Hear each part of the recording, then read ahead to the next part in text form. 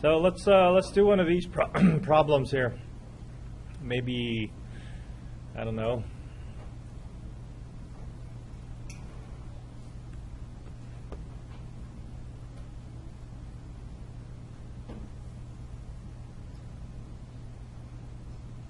Let's take a look at number 27.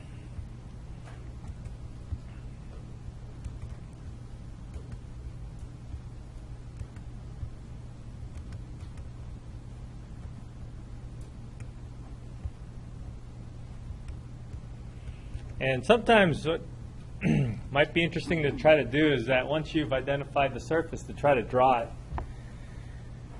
using the program.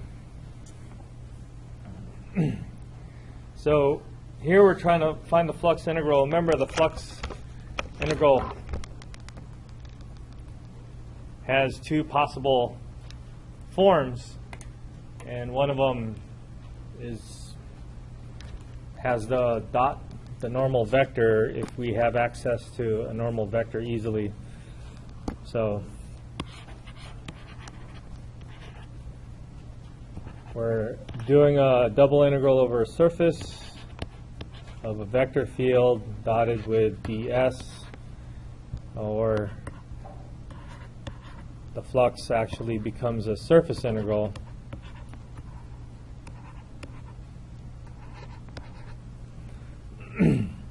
And remember, the difference between the ds with an arrow on top versus ds without an arrow on top is that one of them is something we call a flux integral, the other ones we call a surface integral. So here's our vector field, and then now we have a surface. The surface S consists of a paraboloid and a disk. So we're two surfaces that we're dealing with. And the first one looks like it's a paraboloid. Looks like it goes sideways. Y is equal to x squared plus z squared. So I think on the x, y, z space, we have a paraboloid that's opening towards the y, positive y-axis.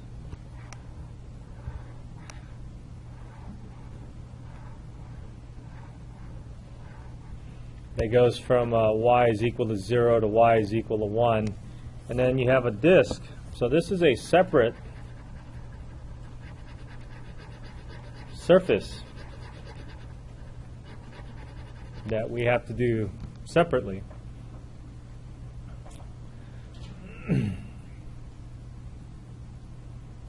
So we'll need to maybe call one surface 1 or S1, and then we'll call the other one S2. And so we're going to have to do two flux integrals for this.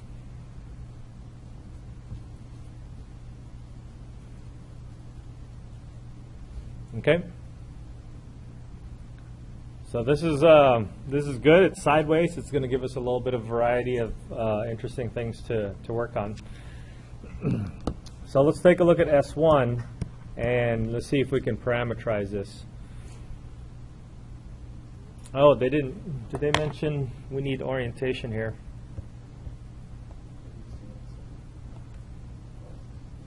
What was that? Well, let's see what the problems say.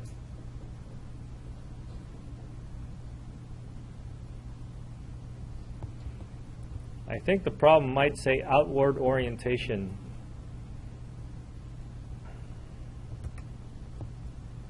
This is the actual book. I think I took this from this problem set.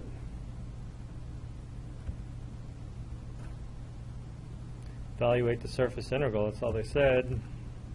Evaluate this integral. For the given vector field and oriented surface, in other words, find the flux for closed surfaces. So we have an example of a closed surface. Let's use a positive or outward orientation. So we'll do that for our problem.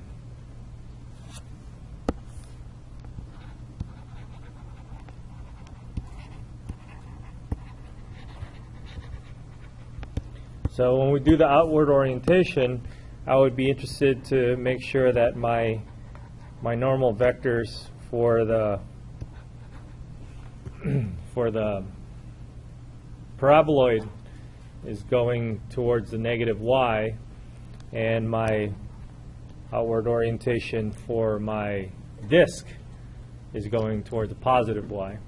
In fact, I'm looking at the disk already, and I already know what that vector is going to be. Your normal vector is going to be constant throughout that disk. So we'll talk about that when we get there. But that's the outward orientation business. Okay, so now let's try to get our parameterization going, and I'll use I'm going to call it graph parameterization. But instead of x and y, my dependent variables look like, if I'm looking at the paraboloid, it looks like it's y and z, or I'm sorry, x and z. Okay? So I'll use my x and z as my variables instead of u and v. And then what I'm going to do is I'm going to have this parameterized by x is x and z is z, and y is equal to x squared plus z squared.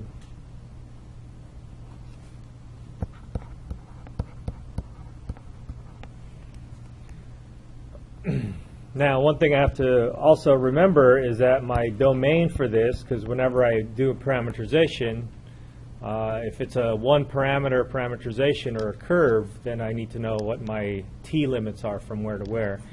If it's a surface parameterization with two parameters, u and v, or in this case x and z, I need to know a domain.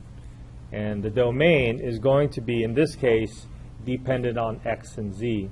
Now, it would be nice, I'm going to erase this, it would be nice if I can write this as limits for x and z, which I suppose I can. But what I want to do is I want to basically look at the shadow on the xz plane that this is going to have.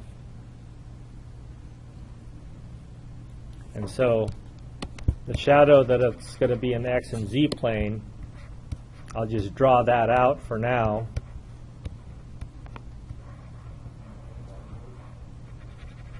Why does that work?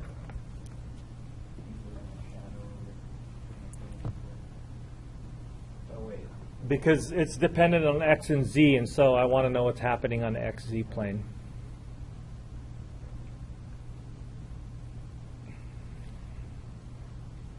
Okay, now I can write equations there with the square roots and stuff like that. This is a circle of radius 1, and so I can figure that out. But let me draw it out here and not worry about those square root equations until I really, if I have to, then I will. I might be interested in going into polar coordinates before that, or maybe after that. We'll see.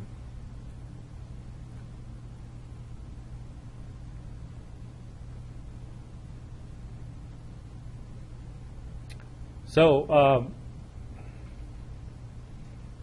we can continue on with this parameterization by trying to figure out what our normal vector is going to be. So Ru, in this case Rx, cross Rz.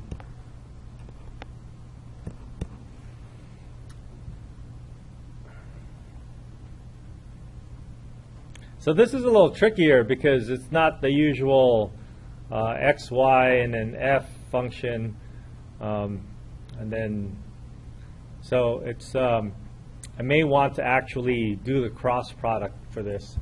So let's see, my Rx vector, I'm going to write my vectors and get it ready for a cross product. So my Rx vector is 1, 2x, and 0. My Rz vector is 0, 2z, and 1. And so if I cross this,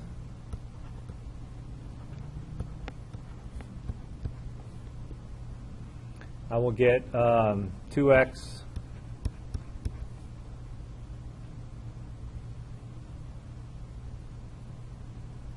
-1,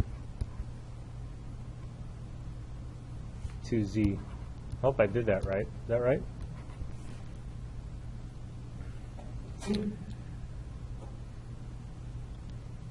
Now, as I inspect this, I see that my y component is -1, regardless of where I am on this paraboloid. So this -1 tells me that my vector will in fact be pointing in the negative direction. So this is the correct orientation, and I'll call it OPP, as in orientation preserving parameterization.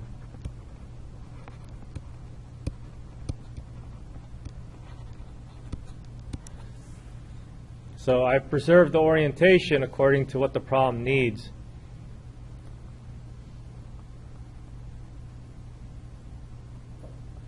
So it looks like I'm going to continue on and do this in this graph parameterization.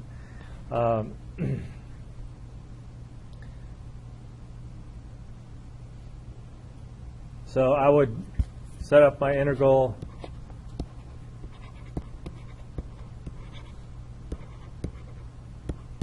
using this form. I was able to find the normal vector, or not the normal vector, but the RU cross RV, or RX cross RZ. And so I want to take the dot product of y. I don't have any y's in here. Should I change it now? I'm going to change it now. Y is equal to x squared plus, let me do this correctly here. My vector field F is 0, comma y, comma negative z, right?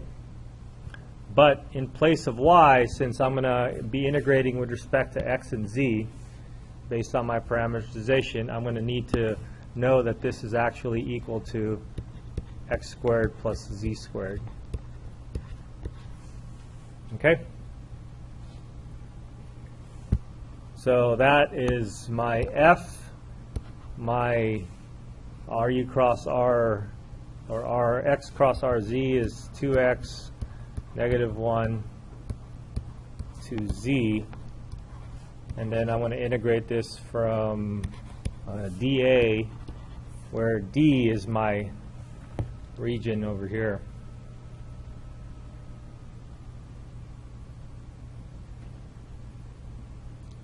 So do you guys see these components? See where this comes from? This is, yeah. Yeah, so this, in this case, I'm going to use this form and not make it into, not force it into a unit vector, because this may or may not be a unit vector depending on what your x and y and z are. So that's a good question. It's not, and what I want to do is I want to note that this is my F evaluated at my parameterization, dotted with this is my RX cross RZ. Yeah? Why do you need to note that it's x squared and z squared? So is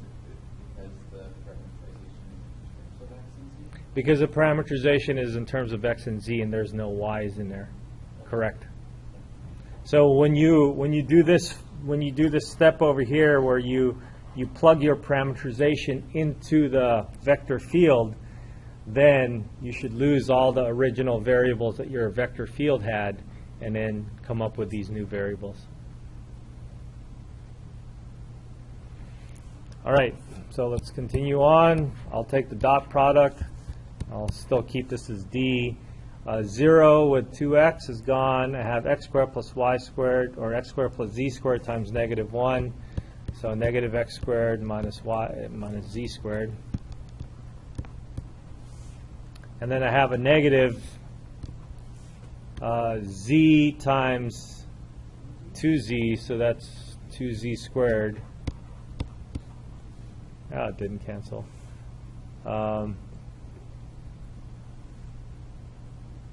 So it'll be x squared, negative x squared minus 3z squared.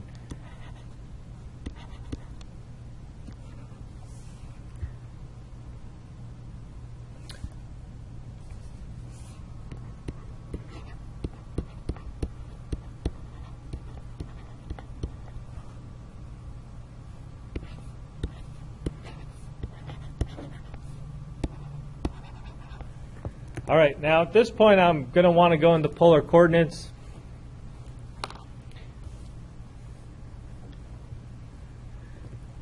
And to do that,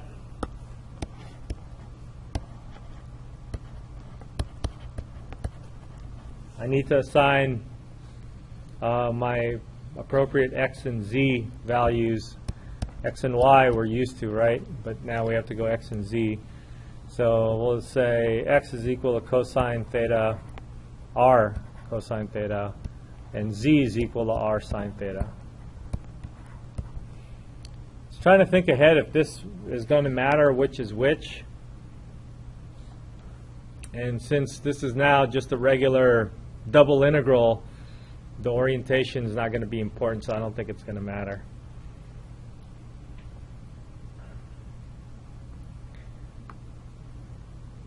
So with this polar coordinate transformation, my r is going to go from 0 to 1, because that's my domain, and then my theta is going to go from 0 to 2 pi. And I don't have any nice, easy transformations here, so it's going to look like a big mess. Double integral with negative r cosine theta quantity squared minus 3 r sine theta quantity squared. And we have an r, and your dr goes from 0 to 1, and then your d theta goes from 0 to 2 pi.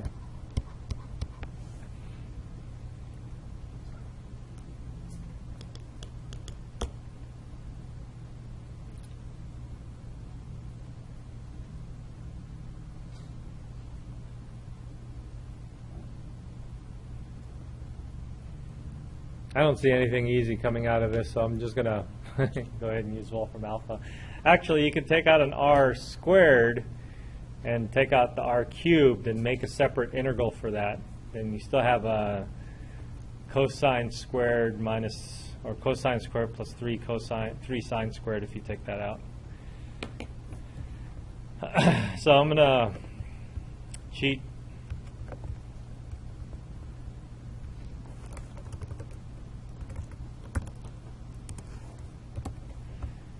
And use Wolfram alpha.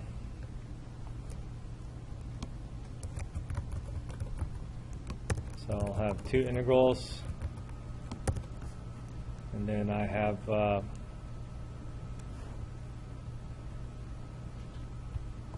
should I just write out like the way it is? Let's see. Negative r times cosine of theta. Let's close that and square it. Minus 3 r times sine theta. Close that and square it. Close a big parentheses multiplied by r. And then our r limits on the inside go from 0 to 1. And then our theta limits from the outside go from 0 to 2 pi.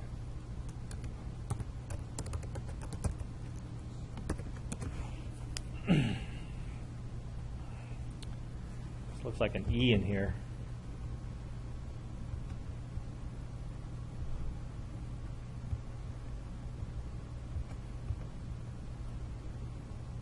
Negative pi.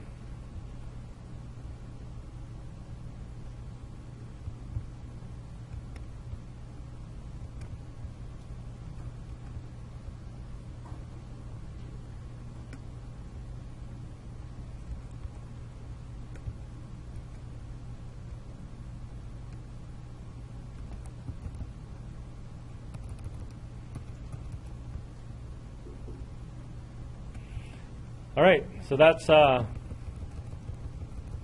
half of it. We still have to figure out the other half, which is the disk.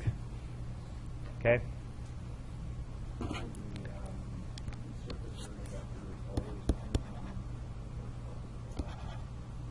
Yep.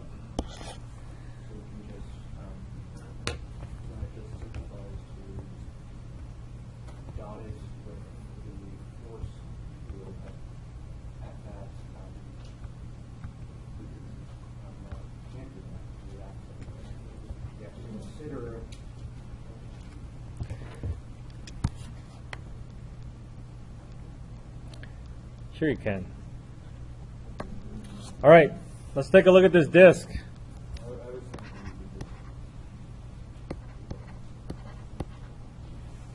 So I think this disk is still going to have an X and Z.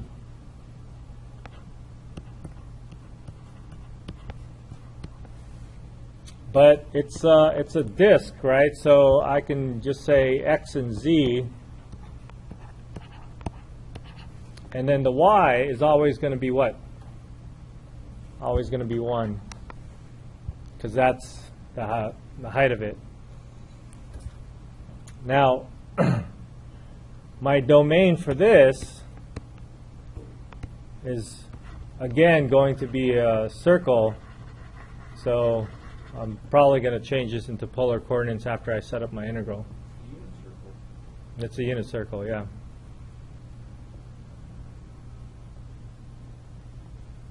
Yeah. That's the shadow on the XZ plane stuff. That's the shadow on the XZ plane. So my normal vector, so I think I might be interested in using this form.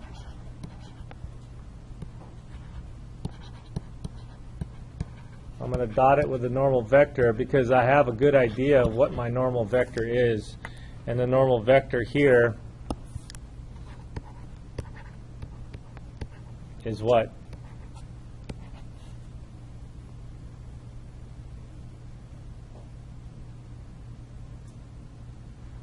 Idea? J hat. So just 1 in the J component and nothing in the other components. Yeah? Just by looking at where it's pointing, it's not moving along the X or Y. If I were to take one of these vectors,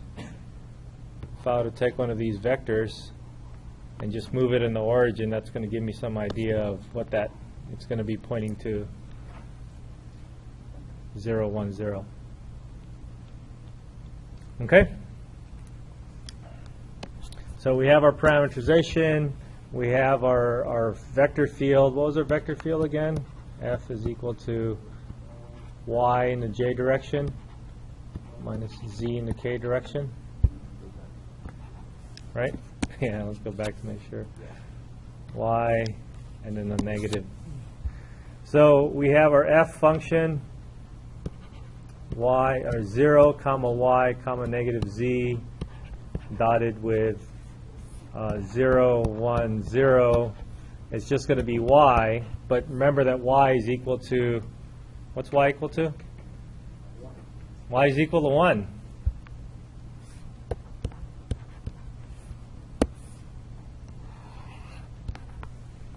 Right?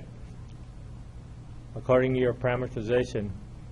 In the other parameterization, Y was equal to X squared plus Y, or X squared plus Z squared. In this parameterization, Y is just equal to 1. So, our integrand is 1.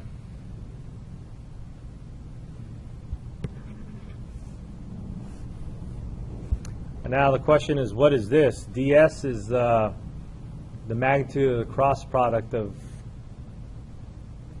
basically this vector. So that's just going to be 1. So if we do this off to the side over here, Rx cross Ry or Rz is going to be the x first. It's a 0.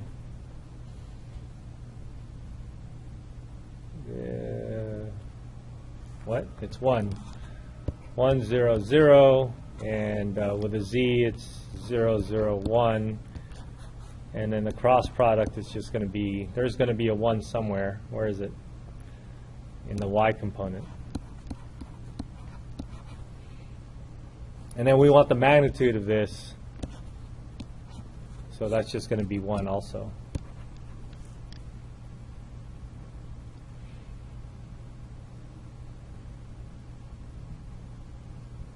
All right, so we have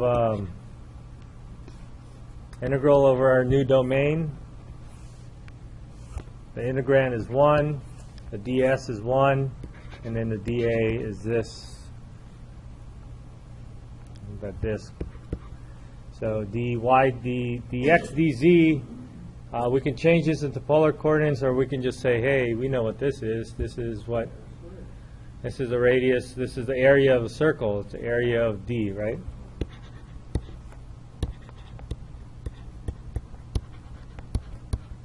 So pi r squared where the radius is 1, so this is just equal to pi.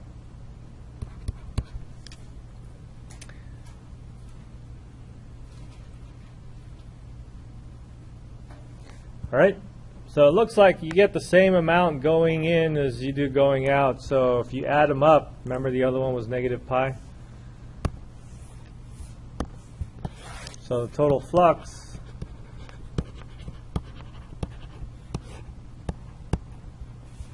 is going to be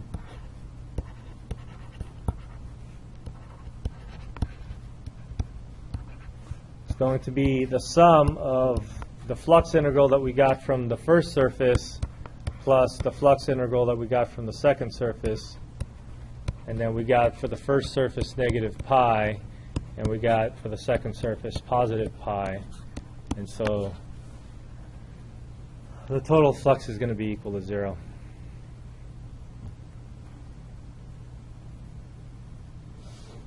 Yeah? With flux integrals, you get line integrals for a certain vector field. Well, for line integrals, that's only the case if it's if the vector field's conservative. Yes, are there vector fields like that? Yes. Yes. So this might have been a conservative vector field. Yeah, it is a conservative vector field. So that's an interesting thought. Is F conservative? Do you remember how to check for a conservative vector field? It's a conservative vector field if we can find a potential function. Yeah? Oh, but there's another way to check.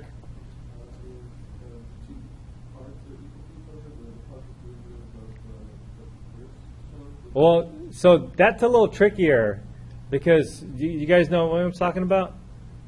He said if the partial derivative of the first one with respect to one variable, the second variable. So that only works if you have a two-dimensional vector field. If it's a three-dimensional vector field like what we have, it's the what? The curl. It's the curl. So that we saw that in Green's theorem. That expression that you have in Green's theorem is the z component of the curl if you have a two-dimensional vector. So in general, you can check for a couple of things. You can, one, either find a potential function f. Find f so that the gradient of f is equal to the vector field, or take the curl of the vector field to see if it's equal to 0. And remember, the curl gives you a vector, so that you're talking about the 0 vector.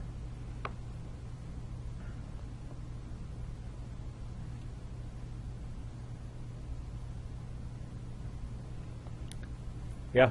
That's if the problem we're dealing with is in 3 dimensions. So it means they have only works for... Now you can still do this for Green's theorem, finding the curl of a two-dimensional vector.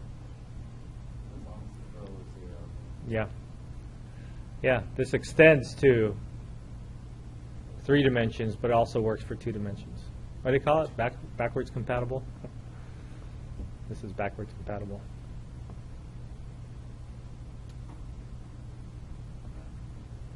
Okay? Well, I don't want to take the curl. But let's see if we can find out our potential. What was our vector again? It's 0, y, negative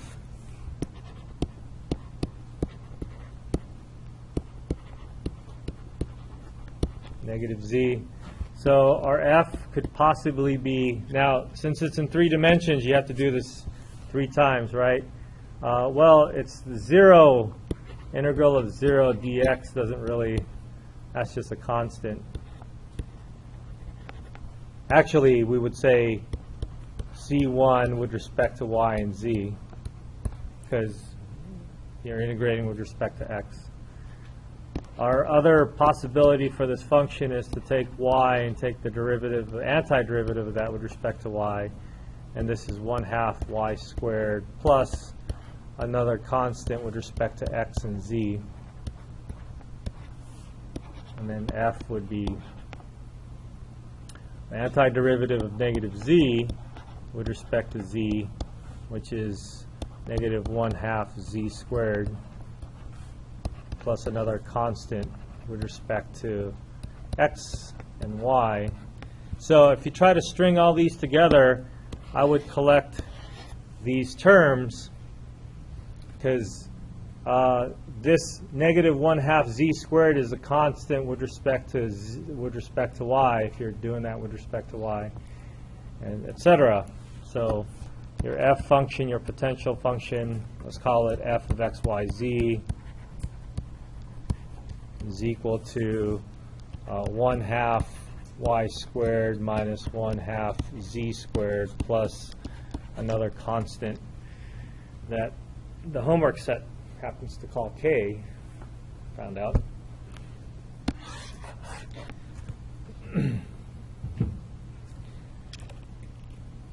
So because this has a potential function, it is in fact conservative, and if you were to take the curl of this function, that would be another way to check. You would actually get 0. And then we saw that we try to integrate over a closed surface, we got this thing to equal to 0. Okay? So you'll see when you start dealing with these flux integrals, especially when you have more, you have pieces of surfaces that put together, they get to be a little lengthy.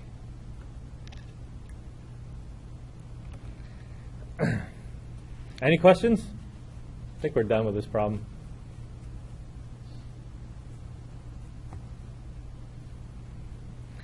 All right. I feel like we should do one more before going on to the next section, but I also feel like we need to go to the next section.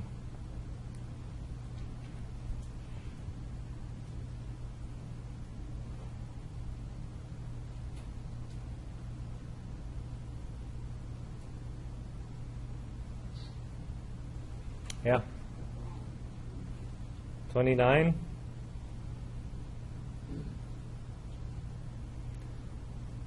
Looks interesting, but your answer is going to be 0. Well, we can go through the motions just for fun. Just for shits and giggles. I mean, giggles.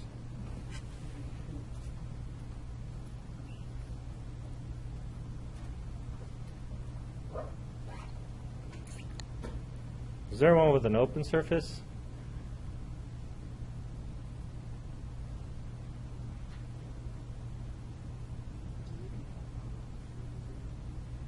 Yeah, we have. In fact, that one that we did from the homework was number, I think I saw it here,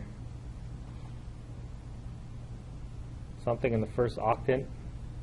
Yeah, it's number 25. It's a sphere in the first octant, so that was an open surface, right?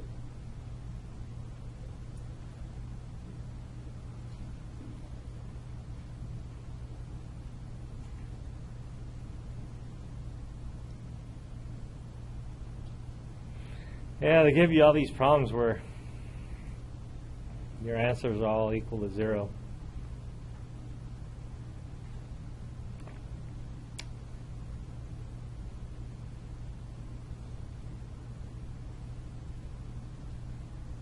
All right, let's do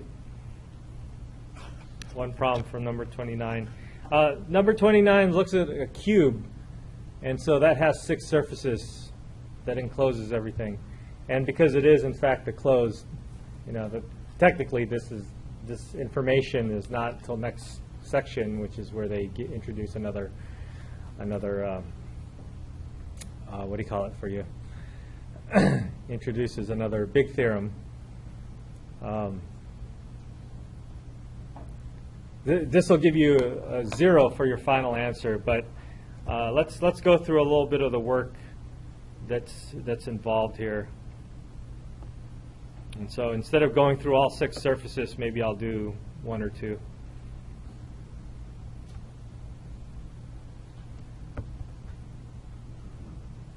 Yeah, if you look at the vector field, if you try to get observant about these things, look at the vector field, and it's a conservative vector field. You can imagine trying to take, the curl of it, or you can imagine trying to find the potential function. You'll see that you should be able to find it pretty easily. If all the variables. Right. So if the components have only that variable, like the x, the I component has an x, the j component has a y and a z, the k component has a z only, then there's a good chance that you can find the potential for this. So assuming that we didn't know that, and let's just say we're going to try to work this out. We have a cube that's kind of basically centered around the origin, and see if I can draw this.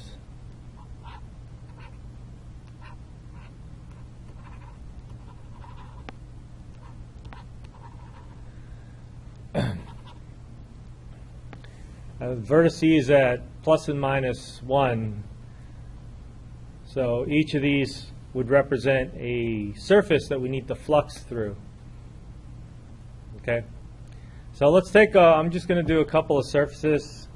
Let's take the top surface up here maybe. Let's call this S1.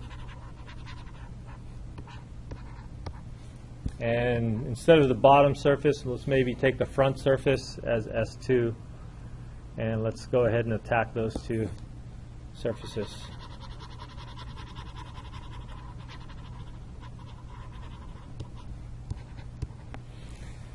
And then we'll see that everything else is going to be very, very similar. And the thing that I want to do is to take advantage of that other form of the flux integral, where we're taking the vector field and dotting it with a normal vector. Since these are planes, the normal vectors will just be either I, j, or k.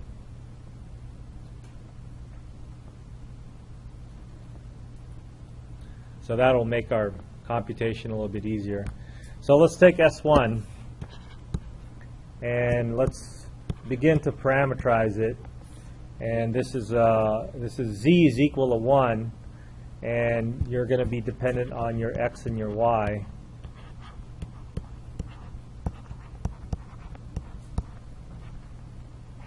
So you'll have the x as the x, the y as the y, instead of using these. And then even nicer, you actually have a square or rectangular region. So your x goes from -1 to 1. And then your y goes from -1 to 1.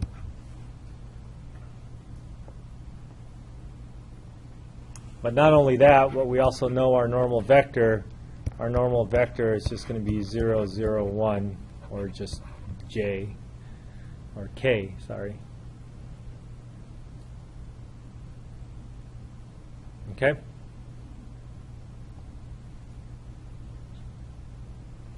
So when we do this dot product over our region, the dot product is 0, 0, and 1. So that's just 1 dA. And our dA is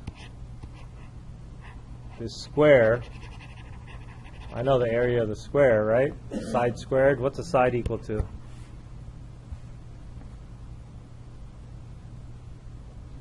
What's the side equal to of this square?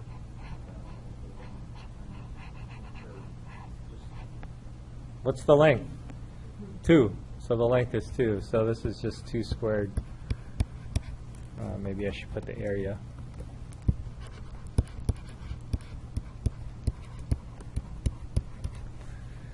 So that's equal to 4.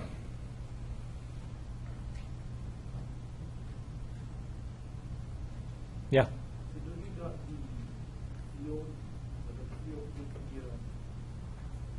normal? Yeah.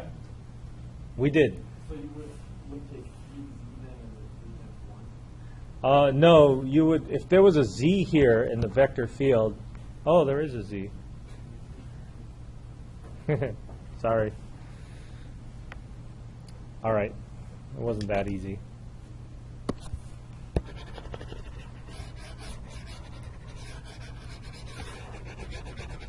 Thanks for watching out for that.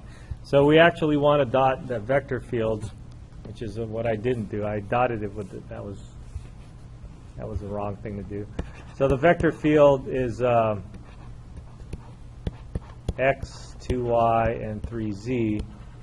And so when you dot that, you're going to get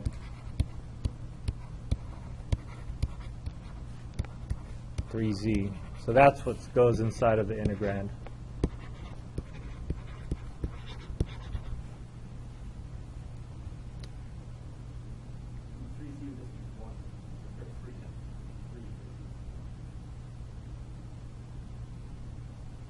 Oh, yeah, so z is equal to 1. Yeah, so our dA is xy, so I need to replace this in the parameterization.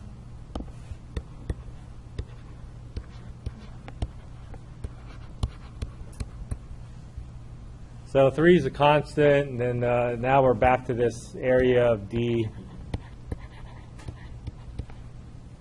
2 squared. So this is 3 times 4. Hope that's right now. Is that right?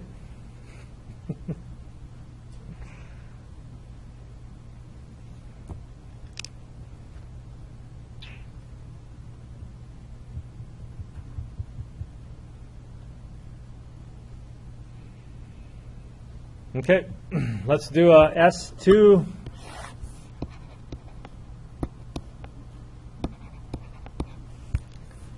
This time it's on the positive x equals 1, and so there's maybe we should have done a negative 1. Can I change my S2? Or I could do an S3. Are you guys taking notes in pen? What? Never. So I'm going to move this back here.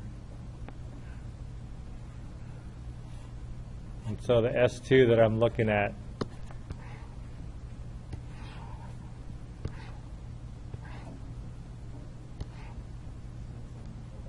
so it's in the back. Sorry about that.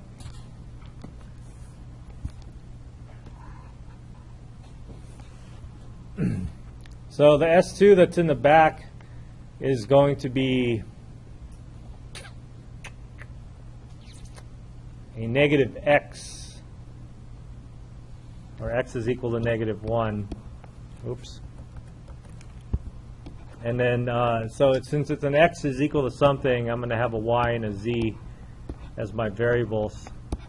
So negative 1, y, and z.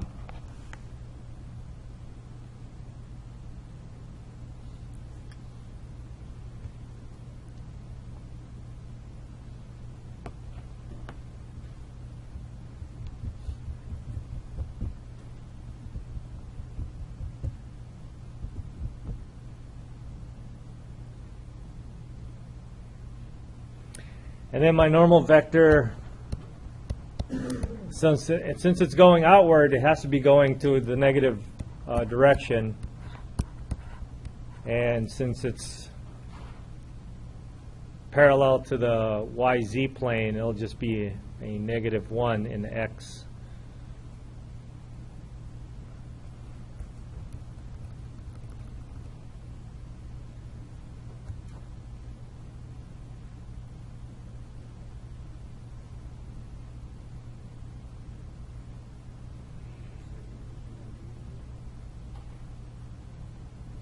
So I dot these two things, and I'm going to get a negative.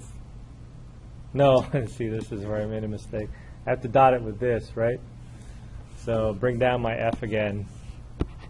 F is equal to x, 2y, 3z. So f dotted with n is equal to -x.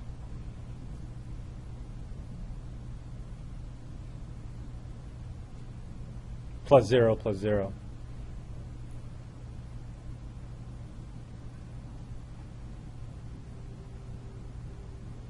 Is that right? So this is what's going to go inside of the integrand.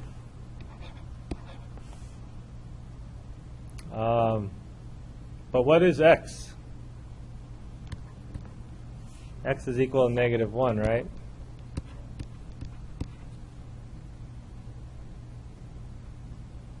So that's just +1.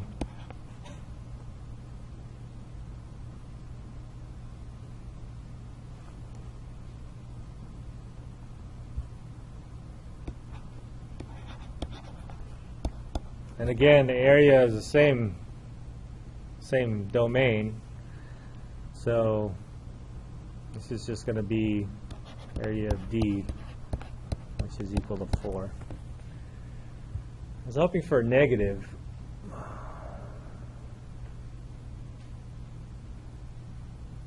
No, I guess it won't be a negative.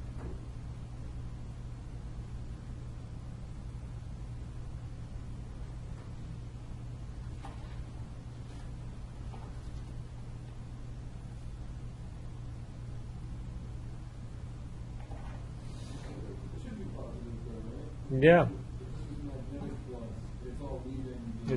Right. It's all going outward. Mm-hmm.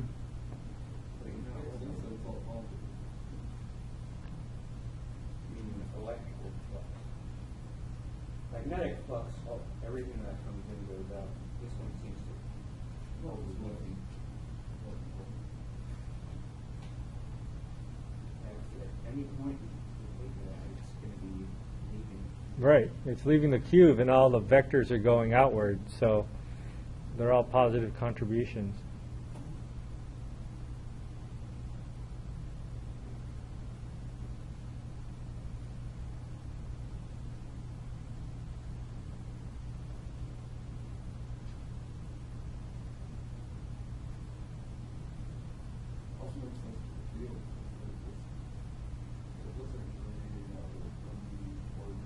Yeah, yeah. Well, I guess it's not going to be 0. So, what was I thinking earlier?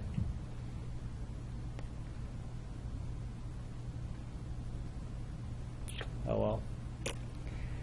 Anyway, so these are two surfaces. There are two sides so far that we have. And so I'd be interested in doing it 4 more times. 6 sides? Yeah, so 4 more times on all the different sides, then you'd have to add them all up.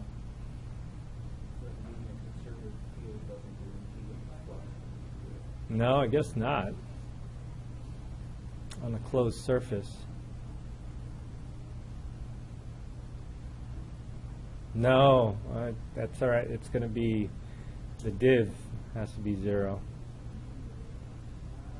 not the curl. All right, I'm getting myself all mixed up. I need to talk about the next theorem, or actually this applies to the last theorem that we're going to do, which is we're not going to do today.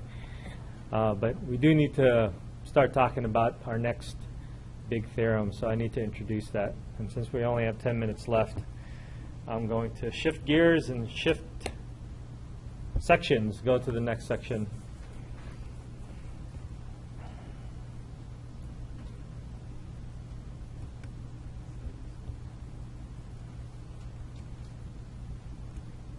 Next section is 16.8.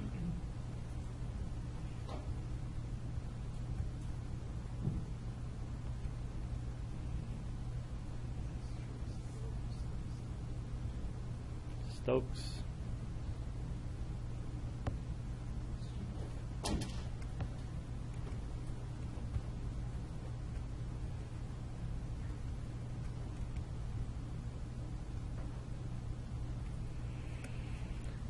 All right.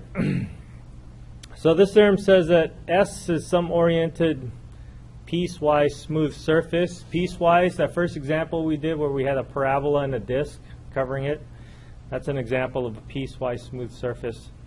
Bounded by a simple closed piecewise smooth boundary. So we need a boundary for us to be able to do this problem.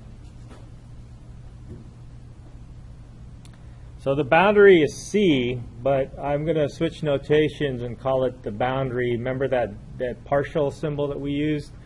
That stands for the boundary of D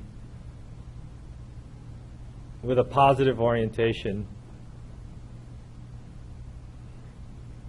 Now, I guess I need to talk a little bit about this positive orientation business. So we'll talk about the positive orientation of that. Vector, this sounds French. Let F be a vector field whose components have continuous partial derivatives on an open region in R3 space that contains S. So that just wants to make sure that your vector field is nice and differentiable and stuff. Then, now let's take a look at this carefully and identify the different integrals. This line integral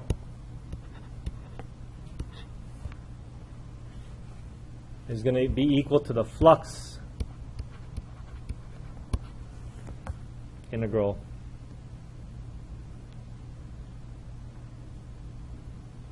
So a line is equal to a flux integral. Well, not exactly. It's the flux integral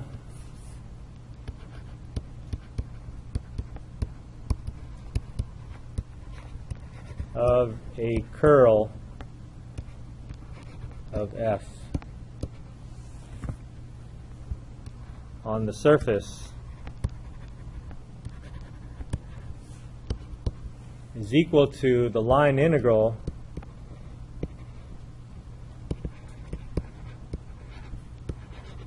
of not the curl of F anymore, but the original function F on the boundary.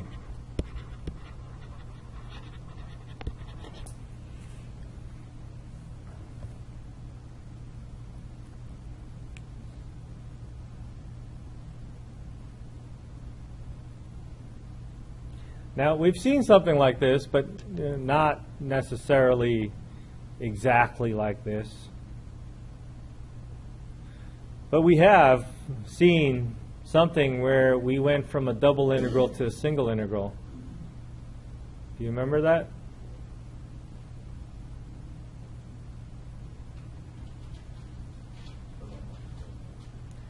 We went from some sort of double integral with, this thing with two integrals, to something with a single integral. And it had some derivative stuff on the double integral, and then it had the boundary of the thing in the single integral. Do you remember what that was? Green's theorem. So this is just like Green's theorem.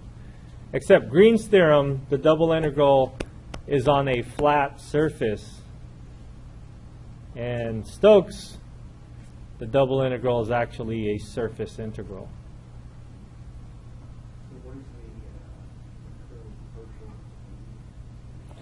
Boundary.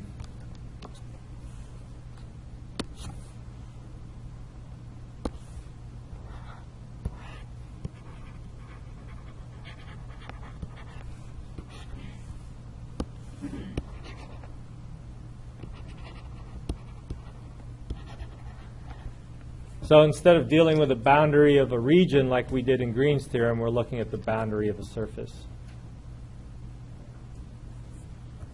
Now let's talk about orientation.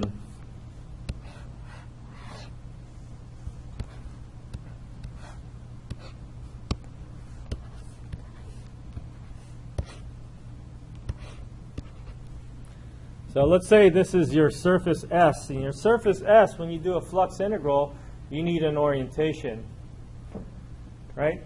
So I have two choices. I can either be going up or going down with this particular surface. So let's give it an orientation.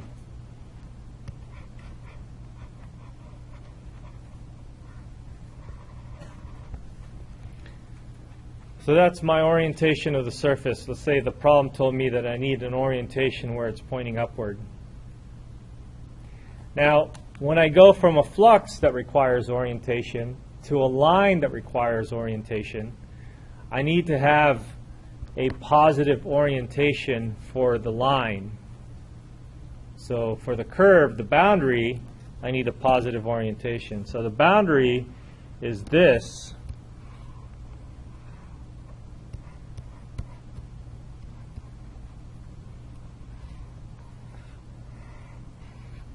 I need to give that some orientation. Which way is it going? So, using the right-hand rule, you can try to imagine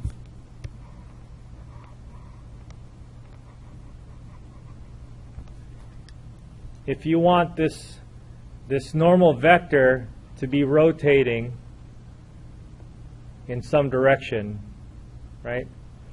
Now, if you move that normal vector closer to the edge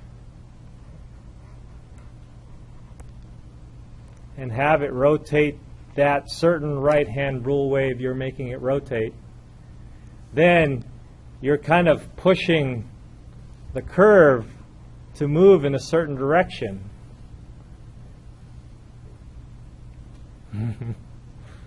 What? Right? You're rotating this way. Let's go on this edge over here. You're rotating with the right-hand rule. You're going to force your curve to go in a specific direction.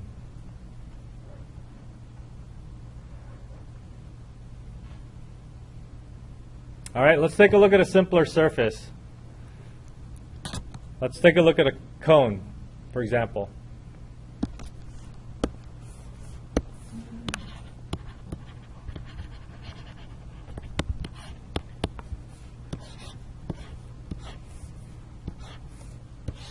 Maybe a cone wasn't a good,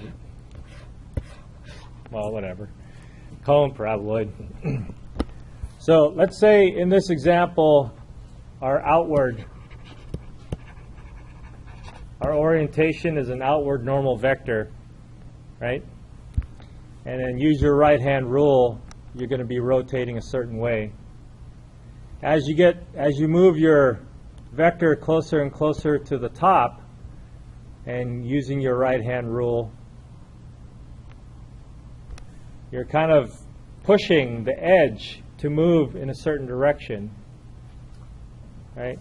And so given this orientation for the surface, you're going to push your boundary to be rotating and having an orientation going this way. Now, let me go on the other example over here and say this is on the inside using your right-hand rule.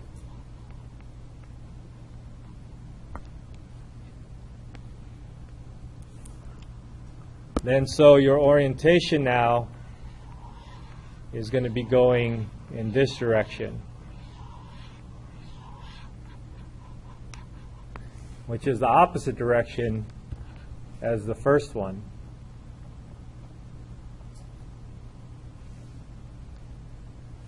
Yeah?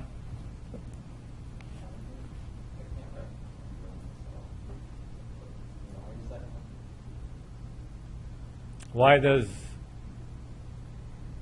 Why does the implicit direction there? if you just imagine a bunch of little normal vectors around here, and then these normal vectors have on the surface, they have something spinning around them in the right-hand rule direction.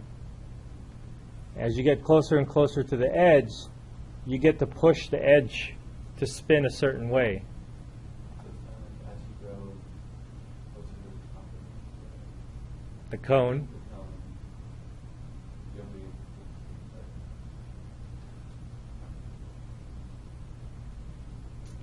to theoretically rotate Yeah, that cone. rotate the boundary of that cone. So get a cup, and then imagine in your cup that you have an outward orientation.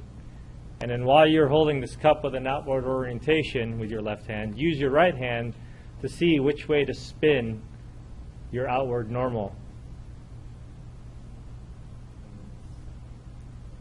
And then imagine your normal being inside, pointing inward, and imagine how your cup will spin the boundary.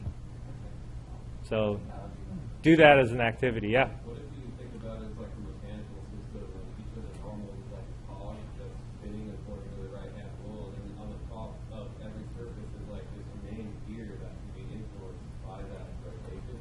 I want to be careful with gears, Yeah. because when you do gears, you have one spinning one way, and then the other one might spin the other way. Right, yeah. It's kind of like, you have to throw out the gears, but just imagine they're all able to communicate Yeah. by that surface edge, right? Yeah. The rotation. Yeah. Yeah? So they use Stokes theory to do that backwards, right? That's on positive orientation. Well, no, the orientation, when they say positive orientation, that just means it has to agree with the surface. So the orientation of your curve has to agree with the orientation of your surface. Yeah. When they say positive, does it mean like, are we still doing a whole clockwise? No, positive means it has to be the same as the surface. And if it's not the same as the surface, Then you have a negative orientation. Throw a negative sign in front of it. Wait, so I still don't.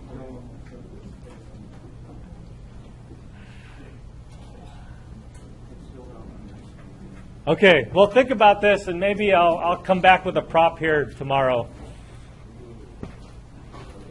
No, I mean, I under